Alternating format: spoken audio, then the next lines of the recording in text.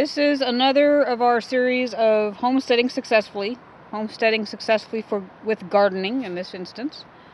So we're just going to give you a few tips of what we do that works for us. We usually have a very big garden, as we've told before. On a good year, we're harvesting 1,800 pounds of potatoes, 150 quarts of green beans, because we can them, 70 quarts of carrots, and we're trying to make it to the next harvest. And we do so with some success. So, we're going to give you what we do that makes it successful.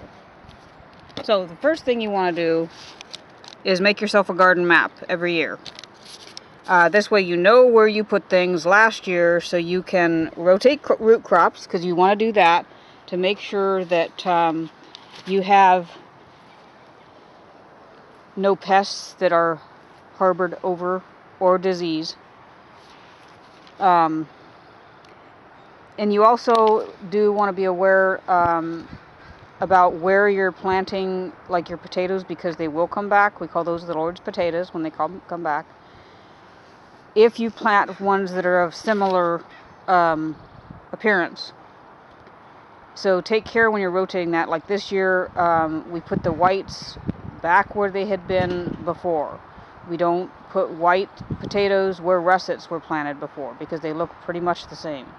We don't put yellows where whites or russets were put before, because when they're being harvested, they can look similar. And then when you do harvest them, and you only care about that if you're saving seed, and I would encourage everybody to save seed.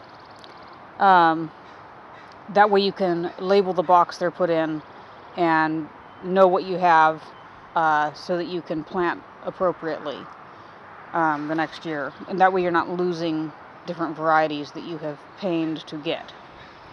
So the other thing we would say is, so make a garden map, consult your garden map, rotate root crops, save your garden map from the year before so you know what it was there. And you can actually just use the same garden map over and over every other year that way. The other thing is that I would say do not plant what you don't like. There was one year where we planted a bunch of things that we had gotten for free seeds, as little gifts, and we don't like them. So we planted it just because it sounded good and good idea or whatever, but we didn't actually like it. So don't plant them if you don't like it. Don't plant it if you won't use it, which is similar. If you don't like spinach, don't plant spinach. Don't plant things that are not going to be successful. Spinach in the Pacific Northwest, in my opinion, bolts. I don't bother with spinach anymore. We only plant Swiss chard because it's spinach-like, but it's very successful. And it bolts sometimes, but not always. Spinach always is about a couple inches tall and it bolts. Try not to grow things that don't grow in your area. My dear sister loves to try to grow cantaloupes and watermelons, and they just don't go. It's a waste of garden space, a waste of time, and a waste of seed. So if you want to be serious about your garden space, use it to the utmost, which is what we try to do. So the other thing I would say is fertilize your garden well. Do that in the winter time so that you're prepared for the season coming up. We cover the entire garden. We use our own manure, and we cover it probably, knee-high over the whole thing up to January. Starting right from when we start harvesting, we start putting manure and hay on the garden. I would advocate you to have animals so that you can use the manure. We have goats and sheep, and we have a pony, and we have rabbits. I actually don't use the poultry manure because it is hot and has to be composted. The stuff we're using is pH neutral, can be used directly on the garden, directly on the plants, without composting and without fear of burning the plant. So then I used to say that gardening was not basically worth the money, because We weren't home canning out of the garden. So if you're doing it just for fresh, the rototill here cost us pretty dear, okay? But we'll, the types of potatoes we planted are $4 a pound in the grocery store, okay? So it's well worth it. But it's not as worth it if you're not going to can from your garden. So I would recommend learning to home can low acid foods and can from your garden. And then you're going to feel like you're far more successful. Even on a bad year, you have something put by. Use your space wisely when you're gardening. We plant in blocks, in the 3-foot blocks, namely 3 foot by whatever amount you have. That way, because if you're doing rows, you're going to have nowhere near the plant density that you're going to have in blocks. Give plants the proper spacing to grow, though. Don't plant them real close together. Do proper thinning. I don't thin to the point that the instructions say. I thin, like with my carrots, I'll thin them to a carrot's width apart. With my beets, I'll thin them to a beet width apart.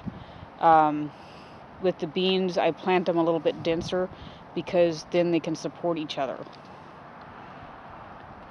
Plant on time, but with the weather is another hint. If the soil is not prepared, don't till it, So prepared soil, see how this kind of crumbles when you squish it? It's ready. If I squeeze it together and it's this big lumpy ball, it's too wet. And you're going to end up with dirt clots. We've done that. Don't do that. If you plant late, expect less. If you plant early, expect a slow start. Try to keep a monitor on what the weather's doing. Year before last, we ended up with a late freeze that nobody could have expected. Thankfully, our garden was not in. We've done better with a garden planted in March. But, sometimes it's too wet and too cold in March. And basically, I would also say you can do some sales with your garden to make it successful on your homestead. A lot of people will say greens are a great one because you're making maximum profit. We are forever finding this in the garden. The lady that lived here before she was using that for weed mat, so it's everywhere. So anyway, year by year, if you use the same garden spot, you're going to find it gets better and better and better soil because you're adding to it and adding to it. And also harvest on time, and you're going to be far happier with your product. Don't wait until the potatoes have started to rot in the fall or with the rain. If they're ready to harvest them. Now, there's some things that you can overwinter, like your carrots. If they're a good variety, like we have Berkelium too, that doesn't get bitter.